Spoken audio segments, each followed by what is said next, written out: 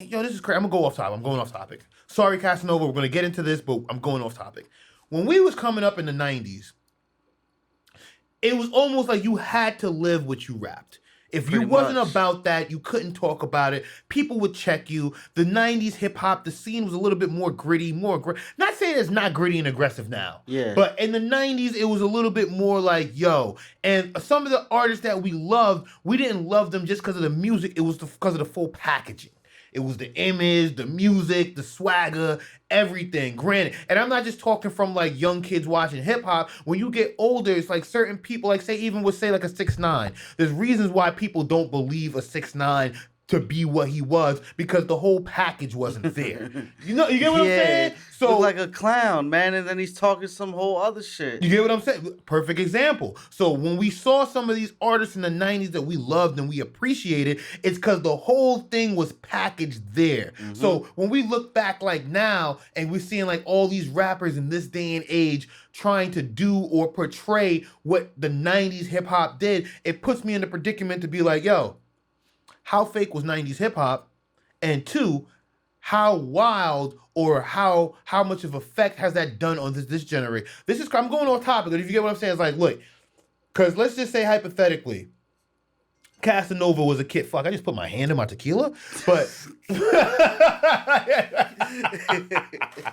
I'm cooking. What is it called? Cat piss? That Cheetah cat piss? That catfish piss. Cheetah piss? Whatever. Yeah, cheetah piss. That shit got you booking and cooking. I just had a fucking dip like what the like a taste test and shit. Fuck, nigga. But say Casanova was 16 when the L.O.X was out. Then Casanova is in the streets at 16. That's about the right age. You get off the porch. Yeah. And then he's listening to the L.O.X. Him and his crew's out there. They're doing street shit. How much of the influence of the L.O.X. do you think affected him and his crew to go out there and really pursue and do? Because remember, there's one line that Sheik Luch said, and it forever. I think you already know what I'm about to say. Forever resonates with me. He was like in the hallway trapping, selling. I think hustling and trapping. That was my PlayStation. Yeah. Hold on, wait, just let that to resonate. I don't know how old you guys are to remember this or if you even knew this to start, but when Sheik was like, I'm in the hallway hustling, that was my PlayStation. So for a 16-year-old Casanova or a 16-year-old, I don't know, young cat, Melly, I don't know what the age group, but for them to come up listening, how much do you think of that affected or influenced what they did? Prime example on what you're talking about, my man Bundy. Big Bundy Siegel. Shout out to Buns, bro. When the new L.O.X. album came out this year. Oh my God, yeah. I was like, yo, Buns, what you thought about it, bro? He's like, yo, I'm going to keep it real. I mess with the L.O.X., all-time favorite group. I'm going to like anything they do. I'm excited to hear anything that they do. But this new product from them is not what landed me in the feds where I'm at right now. Yo. You know what I'm saying? Fam, wait, but this is real talk though. Cause if you was there for the mixtapes, if you was there for the original album, if you was there for the 90s period, the 90s music was way different than the shit we're getting now.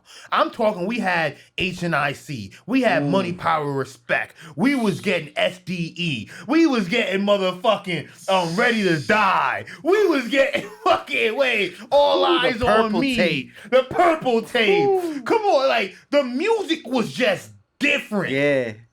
So when you see that now, and it's like, and what they was talking about was different. The smoking woos, hustling. Like, granted, the dynamics and everything changed now. Yep. Like, for one, scamming has become a more popular hustle for more rappers than actual definitely hustling. Definitely scamming, and definitely a lot of like fiend shit, bro. Popping pills, drinking lean, like yo, if y'all do that, y'all do that. But I suggest y'all stop, cause on some real shit, that's the real pandemic right now. Turning people straight into dope fiends, and that's what they rapping about. Yo, back in the days, it wasn't rapping about doing the drugs. Yeah. They was rapping about selling the drugs.